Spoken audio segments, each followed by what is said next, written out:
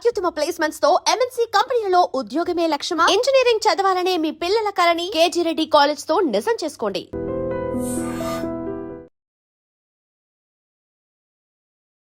Welcome to I dream. సినీ నటి ప్రత్యూష కేసులో సిద్ధార్థ రెడ్డికి సుప్రీంకోర్టులో చుక్కెదిరింది.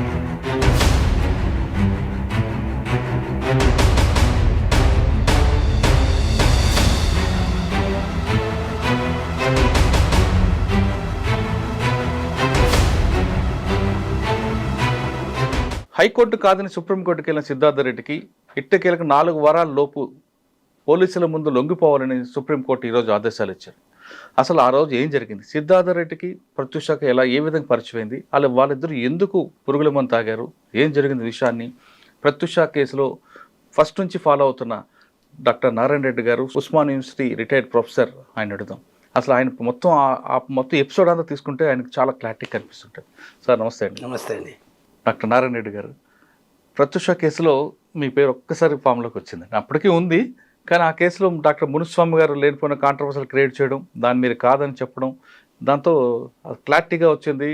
మీరు చెప్పిందే సిబిఐ కానీ సిఐడి కానీ సిబిఐ నమ్మడం జరిగింది. ప్రత్యూషకి సిద్ధార్థ రెడ్డి గారికి ఎలా పరిచయం అయ్యారు, వీరిద్దరు ఎందుకు ఆ రోజు పురుగుల మందు తాగారు? చాలా మంది క్లారిటీ ఏమైనా అనుకుంటారంటే, కాదు సిద్ధార్థ రెడ్డి బలవంతంగా తాగించాడు ఒక వర్గం అంటారు, కాదు ఇద్దరు కలిపి తల్లిదండ్రులు బెదిరించాలని యాక్సిడెంట్లుగా తాగాలనుకుని ఒకరంటారు, అసలు ఇద్దరు తాగితే ఆయన ఎందుకు బతికాడు ఈమె ఎందుకు చనిపోలేదని ఒకరంటారు.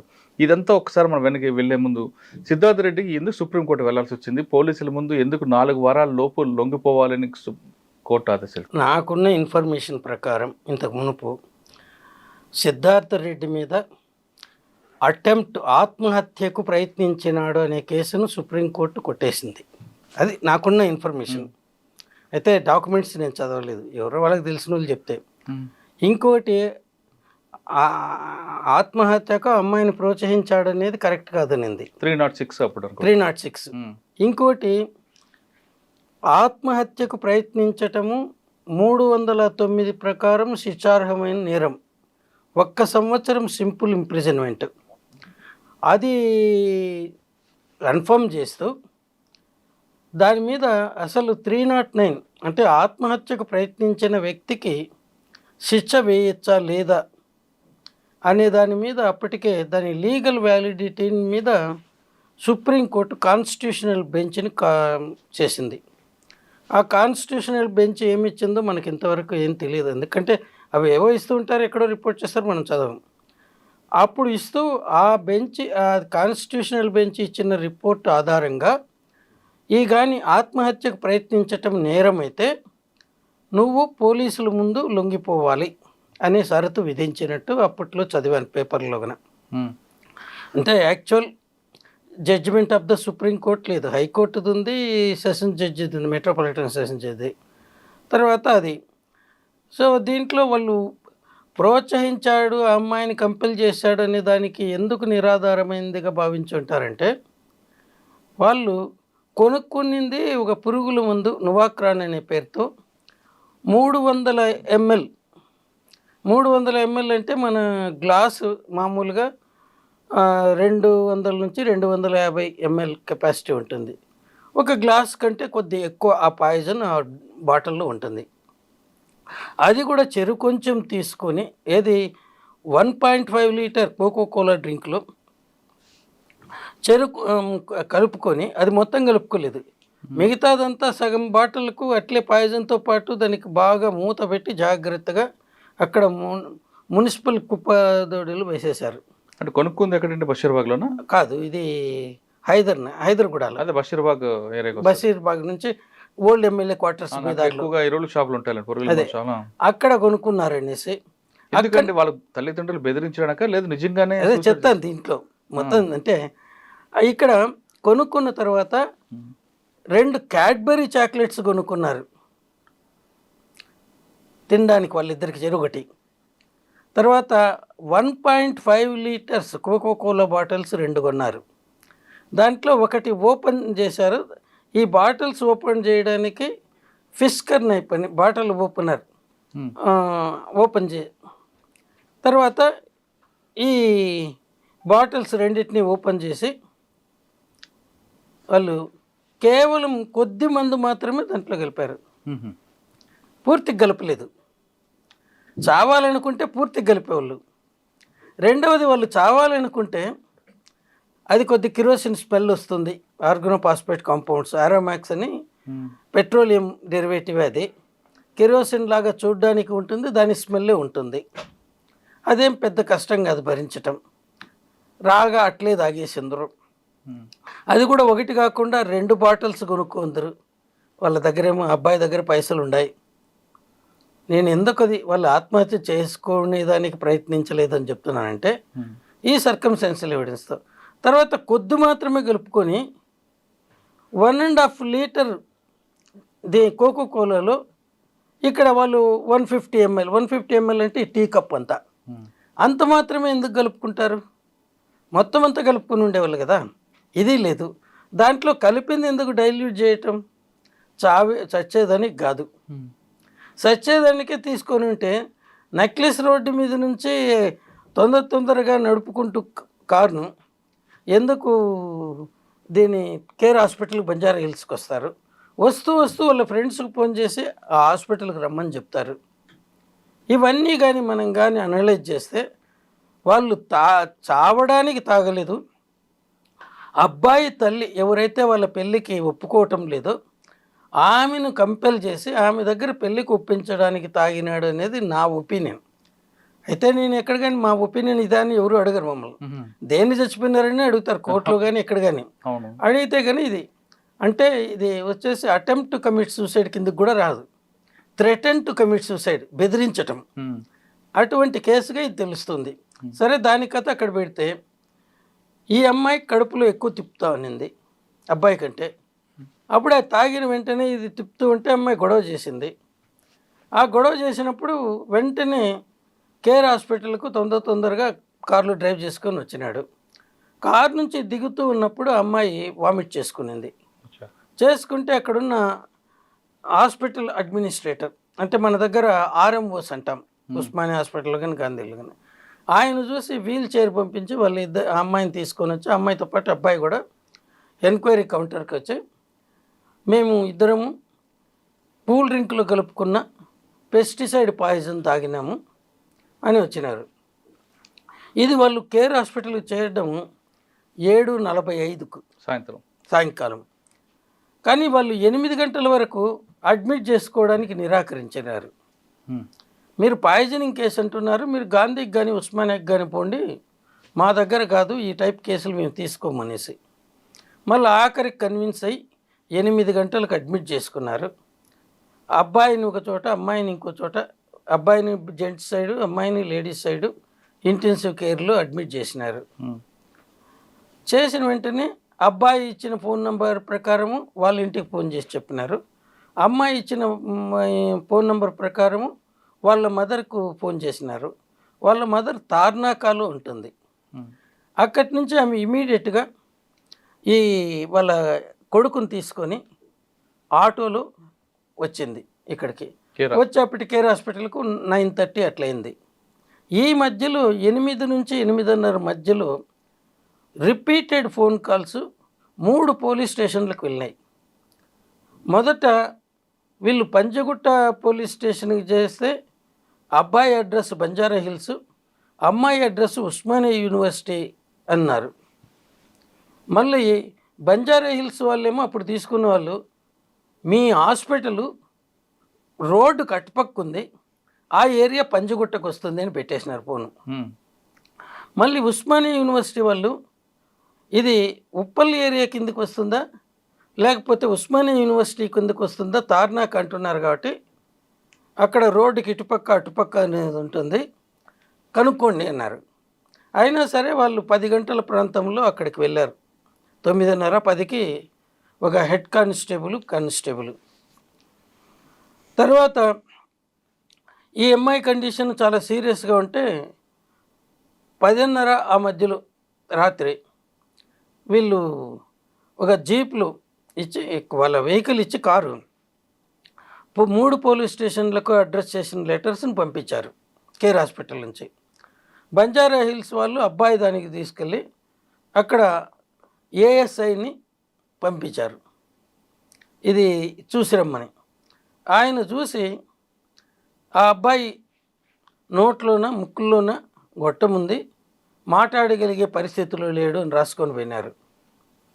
అప్పుడే హాస్పిటల్ వాళ్ళు అదిగో ఈ అమ్మాయితో పాటు పాయిజన్ తీసుకున్న అబ్బాయి ఆ పక్కనే ఉన్నాడు చూడండి అంటే వాళ్ళు తిట్టిపోయినాడు. ఎందుకంటే అర్ధరాత్రిలో మంచి గాఢ నిద్రలో ఉన్నప్పుడు 1:30 టైంలో ఎర్లీ మార్నింగ్ ఎవరికైనా ఎట్లొస్తుందో తెలుసు. అనవసరంగా వీళ్ళు పంపాలన్నా కూడా అబ్బాయి మాట్లాడేట్టుగా ఉంటేనే చేయాల, లేకపోతే ఒక ఇన్ఫర్మేషన్ ఇవ్వాలి ఇట్లా అడ్మిట్ అయినారని. అంతేగాని వాళ్ళు వచ్చేది దేనికి? వాళ్ళని అడిగి ఎట్లా తాగినారో, ఎందుకు తాగినారో, ఏమైందో కనుక్కోవడానికి. మాట్లాడలేని స్థితిలో ఉండే వాళ్ళ గురించి మళ్ళీ వాళ్ళని వచ్చి మనం వాళ్ళకి ఇన్ఫర్మేషన్ ఇవ్వటమే, అంతేగాని వాడు విసుక్కుంటూ తిట్టి వెళ్ళిపోయినాడట. తర్వాత ఉస్మానియా యూనివర్సిటీ వాళ్ళు పోయేప్పటికీ ఈ అమ్మాయితో పాటు సాయంకాలం హెయిర్ డ్రెస్సింగ్ కోసరం ఇక్కడ రాజీవ్ గాంధీ సర్కిల్ దగ్గర ఇది రాజ్భవన్ రోడ్డు మీద బిగినింగ్లోనే అప్స్టేర్స్లో ఒక సెలూన్ ఉంటుంది, అక్కడికి వెళ్ళారు వీళ్ళిద్దరు, వాళ్ళ మేనమామ కూతురు ఈ అమ్మాయి. వీళ్ళు అక్కడ వెయిట్ చేస్తున్నప్పుడు సిద్ధార్థ రెడ్డికి అవసరమని వాళ్ళ ఫ్రెండ్కి ఫోన్ చేసింది, మేము ఇక్కడ ఉన్నాం రమ్మని. ఎందుకంటే ఎప్పుడైతే సిద్ధార్థ రెడ్డి ఇంట్లో వీళ్ళ ప్రేమ వ్యవహారం తెలిసిందో అతను సెల్ ఫోన్ లాగేసుకున్నారు ఇంట్లో వాళ్ళు. ఎప్పుడన్నా బయట వెళ్ళాలనుకుంటే ఫ్రెండ్స్తో కలిసి కంబైన్డ్ స్టడీ అని పేరు చెప్పుకొని పోయేవాడు. లేదంటే అమ్మాయి సిద్ధార్థతో ఫోన్ చేయాలనుకుంటే వాళ్ళ ఫ్రెండ్స్కి ఫోన్ చేసి వాళ్ళ దగ్గర కంబైన్డ్ స్టడీకి అని ఫోన్ చేయండి ల్యాండ్లైన్కు, అట్లా వస్తాడనేసి. అంటే ఆ ఎపిసోడ్ మనం వెళ్ళే ముందు ఇక్కడ హాస్పిటల్ తీసుకుందాం సార్. అదే హాస్పిటల్కి వచ్చేసరికి ఆ బట్టలు ఎక్కడ ఉన్నాయి, వామిటింగ్ చేసిన బట్టలు ఇవ్వలేదని చెప్తాను అది కూడా. తర్వాత ఇదంతా జరిగింది. నెక్స్ట్ దీంట్లో 1:30కి మళ్ళీ వీళ్ళు ఉస్మానియా యూనివర్సిటీ వాడు తిట్టి పంపించాడు. ఎందుకంటే అంతకు మునిపే పోయి వచ్చిన విషయం చెప్పకుండా, మా ఏరియాలో ఎవరు తీసుకోలేదని. అంటే అప్పటికి ప్రఫుల్ల సిరి ఉంటే వాళ్ళ అత్త కొడుకుని తీసుకొని వచ్చేస్తే ఈ అమ్మాయి పక్కన వాళ్ళని అడుగుతా ఉన్నింది, మా అత్తమ్మ ఎక్కడ పోయింది లాక్ చేసుకొని అనేసి. వాళ్ళు ఏం చెప్పలేదు. అప్పుడే పోలీసు వాళ్ళు పంపితే లేదు ఎవరు మా ఇంట్లో పాయిజన్ తీసుకోలేదు, ఏం లేదు అని చెప్పి పంపించింది. ఉస్మానియా యూనివర్సిటీ వాళ్ళు తిట్టి పంపించారు, అది కూడా వాళ్ళ దాంట్లో ఉంది కోర్టు కేసులోనే. నెక్స్ట్ డే 11 o'clock మార్నింగ్ ఈ హాస్పిటల్ అడ్మినిస్ట్రేటర్ అంటే మనం ఆర్ఎం అంటాను, అతనే స్వయంగా సిసిఎస్కి వెళ్ళి అక్కడుండే ఆఫీసర్ డిఎస్పి ర్యాంక్ ఆఫీసర్ని కలిసినాడు. సార్ అబ్బాయి ఇదేమో వాళ్ళు నోట్ చేసుకున్నారు, అమ్మాయి మా దగ్గర చాలా క్రిటికల్ కండిషన్లో ఉంది, ఇంతవరకు ఎవరు వచ్చి ఆ అమ్మాయి మా దగ్గర ఉన్నట్టు కానీ ఏమీ నోట్ చేసుకోలేదు, ఎవరినైనా ఒకరిని పంపండి అంటే ఆయన మీరు వాళ్ళను అడిగి ఎక్కడ విషం తీసుకున్నారో ఆ ప్రదేశం ఏ పోలీస్ స్టేషన్ కిందకు వస్తుందో వాళ్ళకి చెప్పండి అన్నాడు. అమ్మాయి కాన్షియస్నెస్గా లేదు, అబ్బాయి లేదు, అమ్మాయి కండిషన్ మరీ క్రిటికల్గా ఉంది. అటువంటి పరిస్థితుల్లో మన పోలీసు వ్యవహారం ఇలా ఉంది. అతను అట్లా మాట్లాడుతూ ఉన్నప్పుడు 11:45కు ఫోన్ వచ్చింది ఆర్ఎంకు, అమ్మాయి చనిపోయిందని. అప్పుడు చనిపోయినాడు సార్, ఇప్పుడే ఫోన్ వచ్చింది చనిపోయిందటని. ఇంకేముంది వాళ్ళ బంధువులు ఎవరినైనా పోయి ఉస్మానియా యూనివర్సిటీలో కంప్లైంట్ పోలీస్ స్టేషన్లో కంప్లైంట్ ఇవ్వమనండి అన్నారు. ఇంక ఈయన తిరిగి వచ్చినాడు, ఏం చేయాలో పొద్దుపోలేదు. కేర్ హాస్పిటల్కు అసలు పడ్డాను ఎక్కడంటే ఈ శవాన్ని ఎట్లా అక్కడి నుంచి వదిలించుకోవాలా, ఇన్ఫర్మేషన్ ఇచ్చేది కాదు, బాడీని ఎక్కడికో పోలీసులకో ఎవరో ఒకరు వచ్చి తీసుకెళ్తే కదా. తర్వాత అక్కడ సంగీతారెడ్డి అని ఒక అమ్మాయి అంత మునుపు రిసెప్షనిస్ట్గా పనిచేసింది. వాళ్ళ ఫాదరు బుచ్చిరెడ్డి ఏదో అనుకుంటాను, ఆయన డిఎస్పీగా ఉండి చనిపోయాడు. వాళ్ళ ఫాదర్ ఫ్రెండ్ జగన్నాథరావు అని అప్పుడు అడిషనల్ ఎస్పీగా ప్రమోట్ అయినాడు. ఆయనకు ఫోన్ చేసి అంకుల్ ఇలా శవం ఉంది ఇక్కడ, ఎవరు రాకపోతే మా వాళ్ళు కష్టపడుతున్నారు అంటే ఆయన పంజగుట్ట పోలీసులకు ఫోన్ చేసి అక్కడుండే శవాన్ని మీరు స్వాధీనం చేసుకొని నిమ్స్లో కోల్డ్ స్టోరేజ్లో పెట్టండి అని వాళ్ళ అమ్మ దగ్గర కంప్లైంట్ తీసుకొని కేసు రిజిస్టర్ చేసుకోండి అన్నాడు. ఇది జరిగింది. ఆ మరుసటి రోజు సాయంకాలం ఆ బాడీని పోస్ట్ మార్టం పెట్టారు. తర్వాత దాంట్లో అంటే ముందు రోజు సాయంత్రం 7:30కి వస్తే నెక్స్ట్ డే 11:30కి ఆవిడ చనిపోయింది. నెక్స్ట్ డే 11:30కి 11:45కి చనిపోయింది. చనిపోయింది సాయంత్రానికి నిమ్స్కి వచ్చింది. నిమ్స్కి వచ్చింది. అంటే పోలీసుల యొక్క పరిధులు అన్నది ఎంతవరకు అనేది మనకు చాలా క్లియర్గా ఇది తెలుస్తుంది. ఇక్కడంతా కూడా ఎక్కువ మేజర్ ల్యాబ్స్ వచ్చేసి పోలీసులది. అవును. ఇంకా రెండవ ల్యాబ్స్ వచ్చేసి care hospital. Care hospital labs ఏంటంటే బట్టలు ప్రిజర్వ్ చేయటం కాదు, విషం తీసుకొని వచ్చినారని తెలిస్తే ఇమీడియట్గా ట్రీట్మెంట్ ఇవ్వాల. స్టమక్ వాషింగ్ అంటే కడగటం, స్టమక్ అంటే పొట్ట, దాన్ని కడిగేయాల. అప్పుడు పాయిజన్ ఏదైతే పొట్టలో ఉందో అది బయట వెళ్ళిపోతుంది. ఇవి కూడా చేయలేదు. ఆ 15 నిమిషాల్లో అది కానీ చేసింటే ఇద్దరు బ్రతికుండేవాళ్ళేమో. అసలు అప్పుడు మాట్లాడుతున్నారు, వాళ్ళు అన్కాన్షియస్ కూడా కాకపోయి ఉండేవాళ్ళేమో. ఇవన్నీ ఉన్నాయి. సో ఇక్కడ పాయిజనింగ్ కేసులో ప్రతి నిమిషము ముఖ్యమైనది ట్రీట్మెంట్లో. ఇది కూడా కాకుండా వాళ్ళు కేర్ హాస్పిటల్ కోసం పరిమితి వచ్చే బదులు ఆ హుస్సేన్ సాగర్ వాటరే, ఎందుకంటే నెక్లెస్ రోడ్లో వస్తున్నారు, ఇద్దరు తాగి 2000 లోపలికి పెట్టి 4 వెనుక భాగాన్ని రుద్ది వామిట్ చేసింటే 100కు 100% ఇద్దరు బ్రతికుండేవాళ్ళు. అప్పుడు ఆ క్షణంలో రాదు కదా. రాదు అంటే మనం చెప్పడం లేదు బయట ఎక్కడికని, రాక్ కాదు. ఇప్పుడు ఇంట్లో పాయిజన్ తీసుకుంటారు, తీసుకున్న వాళ్ళకి బ్రతకాలని ఉంటే ఇది ఒక చిన్న సింపుల్ కిటెక్, లేదంటే ఇంక ఇంట్లో అయితే సాల్ట్ కలుపుకోవచ్చు, తాగితే వచ్చేస్తుంది. సార్ కేర్ హాస్పిటల్ నిర్లక్ష్యం అదొకటే కాకుండా బట్టలు ప్రిజర్వ్ చేయకుండా ఆ డస్ట్, దానికి కూడా వస్తాం. బట్టలు ప్రిజర్వ్ ఎప్పుడు చేస్తారు? పాయిజనింగ్ కేసులో ఎక్కడన్నా బట్టలు ప్రిజర్వ్ చేశారా? ఉస్మానియా క్యాజువాలిటీకి, గాంధీ క్యాజువాలిటీకి చాలా కేసులు పాయిజనింగ్ కేసెస్ వస్తాయి. వాళ్ళు ఒక్క కేసులో అయినా ప్రిజర్వ్ చేశారేమో కనుక్కోండి, అది ప్రొసీజరు. ఇక్కడ వచ్చింది రేప్ కేసు అయితే దాని మీద సెమన్ ఉంటుంది కదా, స్టైన్స్, ఆ సెక్రిషన్స్ అనేది వీళ్ళది. అక్కడ వచ్చింది ఏది? విషం తాగినాం, చావాలనుకొని ఇక్కడికి వచ్చామన్నారు. ఇంకా దాంతో ఎక్కడుంది? రెండవది ఆ అమ్మాయి అక్కడ పోతూ ఉన్నట్టే మొదట 8:30కంతా ఒకసారి అపస్మారక స్థితిలోకి పోయింది. అప్పుడు మళ్ళీ ఇవంతా రీసెసిటేషన్ చేసి బ్రతికించాడు. అప్పుడు బట్టల్లో దొడ్డికి కూడా పోయింది. ఈ విషయం వాళ్ళ తల్లికి చెప్పి వేరే బట్టలు తీసుకొని రండి అని ఫోన్లోనే చెప్పారు. ఇది కూడా ఆమె స్టేట్మెంట్స్లో ఉంది. మొదట ఆమె తర్వాత చాలా గట్టిగా వాదించింది, మా అమ్మాయి మీద అత్యాచారం జరగలేదు, ఇదంతా ఫాల్స్ అనేసి. దాంట్లోనే ఒక 13వ తేదీ ఫిబ్రవరి 2003లో మీరందరూ అడగచ్చు, మీకెందుకంత అంటే నా మీద రోజుగా అలిగే దుమ్మేస్తున్నారు కదా, కడుక్కుంటూ ఉండాలి, అందువల్ల బైహార్ట్ చేశాను, అంతేగాని లేకపోతే అప్పుడే మర్చిపోయింది. అక్కడ వాళ్ళు ప్రిజర్వ్ చేయాలనుకోలేదు. రెండవది దాంట్లో యూరిన్ పోయింది, మోషన్స్ పోయినాయి. అప్పుడు పోయినప్పుడు నర్సెస్ ఇంకా కింద స్టాఫ్ ఉంటారు, కత్తెర తీసుకొని కట్ చేసి దాన్ని డస్ట్బిన్ లేకేస్తారు.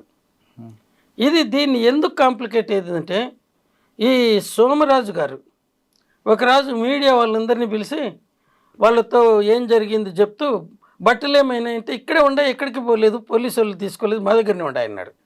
మళ్ళీ ఆ సిస్టర్ని పిలిస్తే మన దగ్గర ఇంకా ఎక్కడ ఉంటాయనింది. పోలీసు వాళ్ళు ఏమన్నారు, వాళ్ళు మాకు ఇవ్వలేదు, మేము తీసుకోలేదంటారు. వాళ్ళు ఏమంటారు, అడగలేదు, మేము ఇవ్వలేదంటారు. రెండూ నిజమే.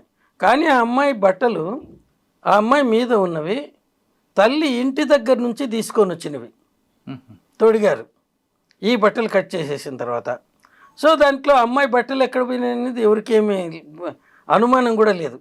ఇది 3-4 రోజుల తర్వాత ఇది రేప్ అండ్ మర్డర్. అంటే రేప్ అయితే సెమినల్ స్టెయిన్స్ ఇవన్నీ ఉండాలి కదా బట్టల మీద, అవి ఎక్కడంటే అప్పుడు ఆ తల్లి చెప్పింది, ఇప్పుడు అమ్మాయి వేసుకున్న మా పాప అనేది పాప వేసుకున్న బట్టలకు నేను ఇంటి దగ్గర నుంచి తీసుకొని పోయినవి,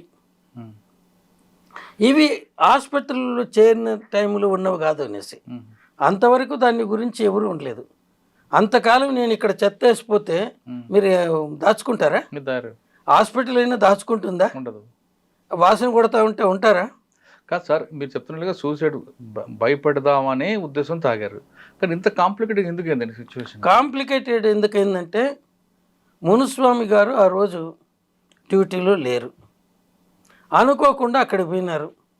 ఆయన ఇంకిద్దరు మార్చురి ఓల్డ్ మార్చురి దగ్గరికి గాంధీ. అక్కడ ఉండే విలేకరులు చెప్పినారు, ప్రత్యూష చనిపోయింది ఇట్లా, అది శవ పరీక్ష జరుగుతూ ఉంది అనేసి. ఆయన పోయినాడు. ఆయనకు ఫోటోగ్రఫీ అంటే చాలా షోకు. అన్ని ఫోటోలు తీయించాడు. ఆయన స్టేట్మెంట్లో కూడా ఏముందంటే, నేను 22 స్నాప్స్ తీసుకుంటే నాకు 20 ఫోటోలు ఇచ్చినారనేసి. చేస్తారు శవ పరీక్షలో ఏమన్నా అత్యాచారం జరిగిందనేసి, కానీ ఆ ఫోటో తీయకూడదు. అది మాకు ఎట్లొచ్చిందంటే మళ్ళీ పంజగుట్టోళ్ళు ఇచ్చినప్పుడే తెలిసింది. సో దీనికి ఆ 2 ఫోటోలు ఆయనకి ఇచ్చినకూడదు, అంతే కదా. బయట పోతే అమ్మాయి పరుగు పోతుంది, ఆ తల్లి మనసు దెబ్బతింటుంది, వాళ్ళ బంధువుల మనసు దెబ్బతింటుంది, వాళ్ళ ఫ్రెండ్స్ మనసు దెబ్బతింటుంది. సో దీనివల్ల పోలీసులు మునుస్వామి చెప్పే దాంట్లో 20 ఇచ్చినాడని ఇన్ రైటింగ్ సబ్మిట్ చేసినాడు. 22 స్నాప్స్ తీసుకున్నారని. ఆ 2 స్నాప్స్ నేను అనుకునేది ఉండొచ్చు. సో దానిలో చూపడానికి ఉంటుంది, బయట లేదు. కాదు, ఎందుకు కాంప్లికేట్ ఎందుకు చేసుకొచ్చాడండి ఆయన? నేను ఇంకా చెప్పద్దు. ఆయన 79లో ఎండీలో జాయిన్ అయినాడు. కంప్లీట్ చేయకుండా వెళ్ళాడు. అది ఎందుకని అడగద్దు. తర్వాత ప్రైమరీ హెల్త్ సెంటర్ మెడికల్ ఆఫీసర్గా చేరాడు. నల్గొండ డిస్ట్రిక్ట్లో ఉన్నాడు.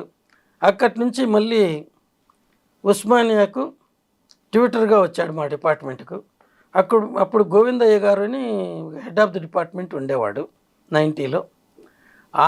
ఈయన డెజర్టేషన్ రాసి ఆయన సంతకం పెట్టి ఇంకొక ఆమె శ్రీమతి రాజగోపాల్ అని సెకండ్ ప్రొఫెసర్ది సంతకం చేయించి వాళ్ళ ఆధ్వర్యంలో చేసినట్టుగా. అప్పటి ఉన్న రూల్స్ ప్రకారం 1 year పైన గ్యాప్గా ఉంటే, అంటే 3 years లోపల డెజర్టేషన్ కంప్లీట్ చేసుకోకపోతే వాళ్ళు మళ్ళీ యూనివర్సిటీకి రాసి ఇంకొక 1 year పీజీ కోర్సు ఎక్స్టెండ్ చేయించుకోవాలా. అంటే నిబంధనల ప్రకారం రాలేదు. తర్వాత అసలు గోవిందయ్యకు సంబంధం లేదు. గోవిందయ్య ఉన్నప్పుడు ఆయన పీజీ స్టూడెంట్ కాదు. అండ్ శ్రీమతి రాజగోపాలన్ ఆయనకు పీజీ కోర్సులో క్లాస్మేట్. ఏదేమైనా అంటే నేను ఎందుకు అలా రాసిన అంటే అది ఎంత కాంప్లికేట్. ఆయన కూడా చనిపోయాడు కదండి. ఆయన రోడ్ యాక్సిడెంట్లో చనిపోతే ఇక్కడ గాంధీ భవన్కి ఎదురుగుండా మా వాళ్ళు కొద్దిమంది నా మీద కూడా అబండాలు వేయడానికి చూసినాను. నేను డ్రైవర్కి పైసలు ఇచ్చి చంపించాను. ఆయన నాకు దూరపు బంధువు అవుతాడు.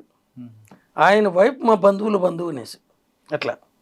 సో ఆయన అంటే ఆయన ఎప్పుడు సేవ్ చేయాలనేది నా మనసులో ఎప్పుడు ఉండేది. ఆయన ఎంత చేసినా ఆయన డెడ్ బాడీ కూడా 2 రోజులు మార్చిలో ఉంది. ఎవరు తీసుకెళ్ళండి లేక. ఎవరిది? మునుస్వామిదా? అది నాకు తెలియదు. నేను అప్పుడు మదనపల్లిలో ఉన్నాను. 2 రోజులు ఎవరు రాక నిమ్స్ మార్చిలో పెట్టారండి. గాంధీ హాస్పిటల్ దగ్గర బషీర్బాగ్ చౌరస్తా, బషీర్బాగ్ కాదు, నాంపల్లి దగ్గరలో రోడ్ యాక్సిడెంట్ చనిపోతారండి. ఇంకా ఇక్కడ అన్నిటికంటే కాంప్లికేట్ చేసింది పంజగుట్ట పోలీసు వాళ్ళు. ఇక్కడ పూర్తి పేరు తెలీదు. ఆయనకు మునుస్వామికి పడేది కాదట. ఇది ఎంవి కృష్ణారావు గారు అప్పుడు కమిషనర్గా ఉన్నతను రివీల్ చేసినాడు. దాంట్లో కృష్ణారావు కమిషనర్, పల్లె రామారావు గారు ఏసీపీ ఇక్కడ. ఆ పి రామారావు గారు నాకు ఒక అప్లికేషన్ పంపించాడు. అది డ్రాఫ్ట్ చేసినది కూడా ఇక్కడ ఉంది. అది ఎట్లా చేశాడంటే ఆయన నన్ను అడిగిన ప్రతి ప్రశ్నకు సమాధానం రాస్తూ అవును కదా అన్నట్టు అన్నాడు. ఇన్వెస్టిగేటింగ్ ఆఫీసర్ అట్లా రాయడానికి లేదు. ఈవెన్ పబ్లిక్ ప్రాసిక్యూటర్ కూడా ఆ ప్రశ్నలు అడగాల్సింది కాదు. ఓన్లీ డిఫెన్స్ కౌన్సిల్ మాత్రమే లీడింగ్ క్వశ్చన్స్ అంటారు అడగాల. ఆఖరికి మునుస్వామి దాని మీద ఈయన 28వ తేదీ ఫిబ్రవరి 2003లో మాకిస్తే మార్చి 2వ తేదీ కంప్లైంట్ ఇచ్చినాడు. తర్వాత దీంట్లో similar application was copies of this or submitted to the head of the department of forensic medicine Gandhi medical college, to the head of the department of Kakatiya medical college. అది చూస్తూ ఉంటే నేను పక్కన పారేశాను. ఎందుకంటే ముగ్గురము రెడ్డిసే. ఇక్కడ రాజగోపాల్ రెడ్డి, అక్కడ రవీందర్ రెడ్డి, ఇక్కడే ఉస్మానియాలో నారాయణ రెడ్డి. అంటే ఎంత మాత్రం కామన్ సెన్స్ ఉందో చెప్పండి. అటువైపు సిద్ధార్థ రెడ్డి. అదే నేను సిద్ధార్థ రెడ్డి ఉన్నాడని ఎప్పుడైతే చంద్రబాబు నాయుడు గారు సీఎంగా 3 member కమిటీని అపాయింట్ చేయాలో, ఒక ఫారెన్సిక్ మెడిసిన్ ప్రొఫెసర్ను, ఒక గైనకాలజీ ఆబ్స్ట్రిక్స్ ప్రొఫెసర్ను, 2 ఫారెన్సిక్ మెడిసిన్లు వాళ్ళ 9 వేయాలంటే అప్పుడు రమేష్ అనేసి మాకు డైరెక్టర్ ఆఫ్ మెడికల్ ఎడ్యుకేషన్ ఉన్నాడు. ఆయన ఫోన్ చేసి నారాయణ రెడ్డి గారు ఇట్లా అడిగినారంటే నేను 2 కండిషన్లు పెట్టాను. సిటీ నుంచి ఎవరు కానీ ఉండకూడదు, దాంట్లో రెడ్డి సర్నేమ్ ఉండేవాళ్ళు ఎవరు కానీ ఉండకూడదు. అంటే ఎందుకన్నాడు. అబ్బాయి రెడ్డి, మేము ఎవరైనా ఉంటే మేము ఎంత హానెస్ట్గా ఉన్నా మమ్మల్ని ఎవరు నమ్మరు, కాబట్టి ఉండడానికి లేదు అని నేను 3 పేర్లు ఇచ్చినాను. కర్నూలు నుంచి ఓబులేష్ అనే అతన్ని, విజయవాడ నుంచి విజయ్ కుమార్, ఓబులేష్ ఎస్సీ, విజయ్ కుమార్ కమ్మ, ఇంకొక అతను నరసింహం అని వైజాగ్, ఆయన బ్రాహ్మణ్, కావాలని చూజ్ చేసుకున్నాను.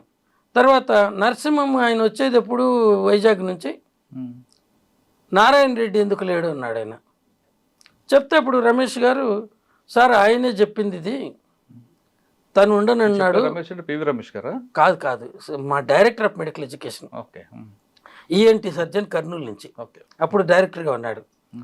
ఆయన నారాయణ రెడ్డే వద్దన్నాడు, ఆయన పేరు వద్దన్నాడు, దీంట్లో పొరపాటును కూడా పెట్టద్దండి అన్నాడు, నా చేత కాదు నిందలు భరించటం అపవాదులు భరించటం అన్నాడు.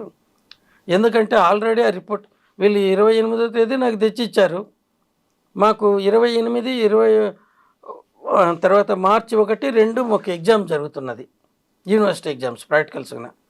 వీళ్ళని 3వ తేదీ రండి ఇస్తానన్నాను, తెచ్చిచ్చిన అతనికి. ఈ పల్లి రామారావే వచ్చినాడు అంటే సరే వెళ్ళని పోయినాడు. నేను అదే రోజు మా ఉస్మానియాలో గెస్ట్ హౌస్ ఒకటి ఉంటుంది, దాంట్లో మేము ఎగ్జామినర్స్కి పార్టీ ఇస్తున్నాం.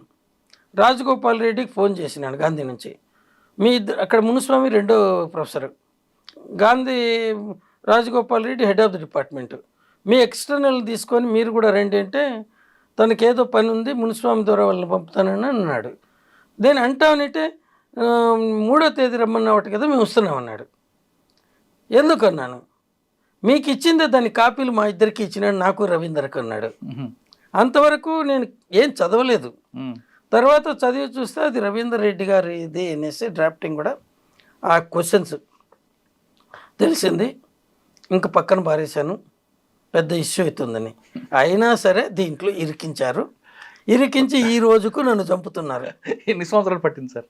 2002 ఫిబ్రవరి 23న అమ్మాయి పాయిజన్ తీసుకునింది, 24లో చనిపోయింది, 25లో పోస్ట్ మార్టం అయింది, ఇప్పుడు 26. మీరే చెప్పండి, 24 ఏండ్లు. ఇప్పుడు లైఫ్ సెంటెన్స్ వేసినా కూడా సాధారణంగా 14 ఏండ్లు వదిలేస్తారు. అంత మెంటల్ టార్చర్ మాకు దాంట్లో ఉన్నందుకు, ఏ తప్పు చేయనందుకు. సార్ ఫైనల్గా చెప్పండి, ఇప్పటికైనా ఆమెకి న్యాయం జరిగింది అనుకోవచ్చా? ఎవరికి న్యాయం జరిగిందని చెప్పాలా? మీరే అనండి. ప్రత్యూష ఆత్మకి శాంతి జరిగింది. ఆత్మకి ఎందుకు శాంతి జరగాల? ఆమెను ఏమైనా మోసం చేసి ఇచ్చినాడా? తర్వాత మీరు కానీ ఈ ప్రత్యూష తల్లి ఇచ్చిన ఎవిడెన్స్ కోర్టులో కానీ చదివితే she was hyperactive Pratyusha. ఈ అబ్బాయి సబ్మిసివ్, చాలా మంచివాడండి, వాళ్ళ తల్లి అడ్డుపడింది నింది. ఆ ఎవిడెన్స్ ఇప్పటికి కూడా ఉంది, జడ్జిమెంట్ కాపీలు నా దగ్గర ఉన్నాయి. సో ఎవరిని ప్రోత్సహించుంటారు, ఎవరు ప్లానింగ్ చేసింటారు, ఎవరు ఎగ్జిక్యూట్ చేసింటారు? ఒక డౌట్ వస్తుంది. దాంట్లో మనకు లీగల్ ప్రిన్సిపల్ ఏంటి? Benefits out of doubt must go to the accused. So ఇక్కడ ఆమె ప్రోత్సహించిందా, ఆమెని ఈయన ప్రోత్సహించినాడా తాగుదామనేసి, ఈ ప్లాన్ ఎవరిది మనకు తెలియదు. అంటే ఆ విషయం పక్కన పెడితే ఇప్పుడు సుప్రీంకోర్టు డిస్మిస్ చేసింది కాబట్టి 4 వారాల లోపు పోలీసులు సరెండర్ లొంగిపోయింది కాబట్టి దాన్ని మీరు ఏ విధంగా చూస్తారు? అంటే అప్పుడు ఇచ్చిన జడ్జిమెంట్లో పార్టీనండి. అంటే నాకు వచ్చిన సుప్రీంకోర్టు జడ్జిమెంట్ నేను చదవలేదు, నాకు వచ్చిన ఇన్ఫర్మేషన్ ప్రకారమే అప్పుడు ఏంటంటే అబెట్మెంట్ టు కమిట్, అంటే పాయిజన్ తీసుకోవడానికి ప్రోత్సహించిండాడు అనేది డౌట్ కాబట్టి దాన్ని తీసేశారు. తర్వాత పాయిజన్ తీసుకున్నాను అనేసి నా అంతటి నేనే తీసుకున్నానని ఆయన స్టేట్మెంట్ ఉంది. ఆ స్టేట్మెంట్లో మేము చావడానికి తీసుకోలేదు ఇవన్నీ చెప్పేవారు పూర్తిగా. సో నేను తీసుకున్నాను మా అంతటి మేమిద్దరం అని ఉంటుంది. సో నేను సూసైడ్ చేసుకోవాలనుకున్నాను. సూసైడ్కి అటెంప్ట్ చేసి నీ కర్మజాలకు బ్రతికితే శిక్ష అనుభవించు. ఎంటైర్ ఇండియన్ పీనల్ కోడ్లో 511 సెక్షన్స్ ఉంటాయి. అవును. మళ్ళీ దాంట్లోకి ఏబిసిడీలు చేర్చన్నారు కొత్తగా. ఉమ్. ఇన్నిట్లో ఒకే ఒక పెక్యులియర్ సెక్షన్ ఏంటంటే చేయదలసిన అఫెన్స్ కానీ కంప్లీట్ చేస్తే శిక్ష లేదు. శిక్ష లేనిది ఫెయిల్ అయితే మాత్రమే శిక్ష ఉండేది ఇది ఒక్కటే 309. కానీ దాన్ని కూడా రద్దు చేయాలని సుప్రీంకోర్టులో అప్పుడు ఆర్గ్యుమెంట్ జరిగింది కదా. సుప్రీంకోర్టులో ఆర్గ్యుమెంట్ ఎందుకంటే ఒక జరిగింది. మనిషి ఆత్మహత్య చేసుకోవాలంటే ఆ అది ఆత్మహత్య జరిగింది. ఒక కాన్స్టిట్యూషనల్ బెంచ్ దాన్ని ఒప్పుకునింది, ఇంకొక కాన్స్టిట్యూషనల్ బెంచ్ దగ్గర పెండింగ్ ఉంది. అందుకే సుప్రీంకోర్టు అప్పుడు జడ్జిమెంట్ ఇచ్చిన తర్వాత based on the outcome of the constitutional bench judgment you can go and surrender to face the 1 year simple imprisonment. ఆ సింపుల్ ఇంప్రిజన్మెంట్ కూడా 1 year ఉండడు అబ్బాయి. ఎందుకంటే సస్పెక్ట్గా ఆల్రెడీ జైల్లో ఉన్నాడు కదా కొన్ని నెలలు, ఆ పీరియడ్ తీసేస్తారు. ఇంకుంటే మొత్తం అంటే 3-4 నెలలు ఉంటుంది అంతే. అది కూడా సింపుల్ ఇంప్రిజన్మెంట్. సో దానికి ఆయన అప్పుడే ప్రిపేర్ అయినాడు. ఇప్పుడు వాళ్ళు ఏం జడ్జిమెంట్ కాన్స్టిట్యూషన్ బెంచ్ ఇచ్చిందో మనకేమి ఇన్ఫర్మేషన్ లేదు.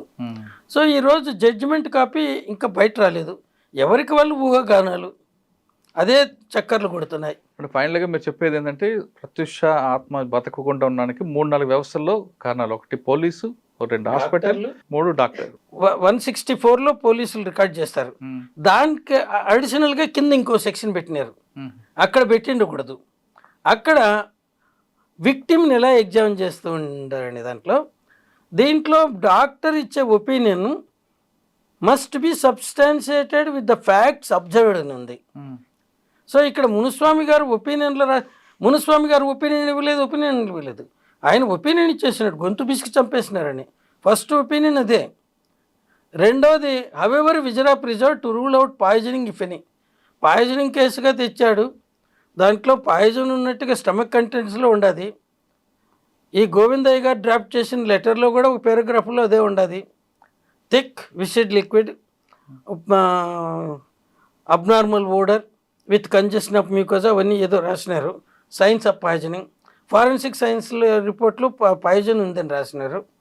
This all suggest poisoning, death due to poison. ఇది కాకుండా గ్యాంగ్ రేప్ జరిగి ఉండొచ్చు అని కూడా ఆయన స్టేట్మెంట్ ఇచ్చాడు కదా అప్పుడు మునుస్వామి గారు. ఇంకా దాని గురించి మాట్లాడొద్దండి. ఈయన లోపలికి వచ్చి ఇక్కడ ఉండే థెరపెటిక్ ఇంజురీస్ను అవి రేప్ కేసులో జరిగిండేటివి అనుకొని, థ్రాట్లింగ్లు గొంతు బిసి చంపితే అయిండేటివి అనుకొని అన్నాడు. అప్పుడు అక్కడ ఇంకొక అసోసియేట్ ప్రొఫెసర్ ఉన్నాడు తక్యుద్దీన్ అని, ఈయన వెళ్ళగొట్టాడు. ఈయన ప్రొఫెసర్ అయినా కూడా సాబ్ ఆప్ మత్ బాత్ కరు ఇదర్ అనేసి ఈయన బయట పోతూ మీడియా వాళ్ళు ఉంటే రేప్ చేసి గొంతు బిసికి చంపేసినారు అన్నాడు. ఇవి జరిగింది. ఆయనకేంటంటే ఏది ఆలోచించడు, ఆలోచించే శక్తి కూడా లేదు. దాని పరిణామాలు ఎలా ఉంటాయో తెలియదు. 22 సంవత్సరాలు అనిపించారు నేను అనిపిస్తున్నాను. ప్రత్యూష అనిపించలేదు, ప్రత్యూష మదర్ అనిపించలేదు. అందరూ మేము 3-3 కమిటీలు అయితే ఆ కమిటీలు ఉండే ఒక్క సెంటెన్స్ కూడా నాది కాదు. ఎందుకంటే ఐ వాజ్ టూ రిలక్టెంట్. దీనిలో అన్నిటికంటే అతి ముఖ్యమైనది డిఎన్ఏ, సిడిఎఫ్డి. వాళ్ళు 21వ తేదీ హైకోర్టు ఆర్డర్ పాస్ చేసింది డిఎన్ఏ టెస్ట్కి చేసి దాని రిపోర్ట్ ఇవ్వమని.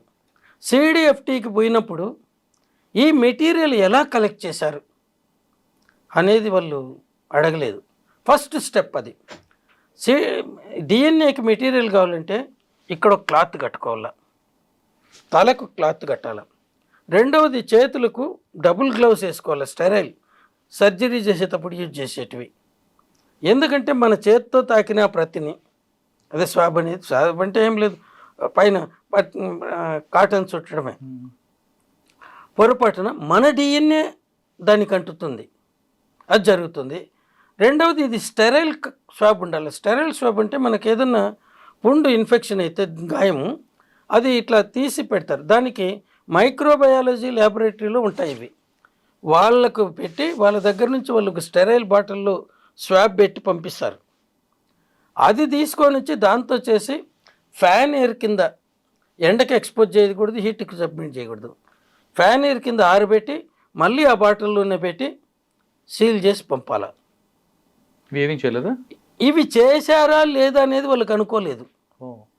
అందుకోసమే ఆ రోజు ఈ డిఎన్ఏ 6 మందిలతో ఎవరిదైనా 8 మంది ఎవరిదైనా ఉండొచ్చు అన్నారు. ఆ 8 మందిలో ఒకరు పోస్ట్ మార్టం ఇది సిద్ధార్థ్ రెడ్డి, ఇంకా 5 మంది ఆయన ఫ్రెండ్స్ ఎవరెవరైతే పేర్లు వీళ్ళు తెచ్చారో అవును. వాళ్ళు, ఇంకా 2 మార్చురీ అటెండర్స్. ఈ 8 మందిలో ఎవరితోనా టాలీ కాలేదు అనేసి వాళ్ళే ఓపెన్గా నోట్తో చెప్పారు.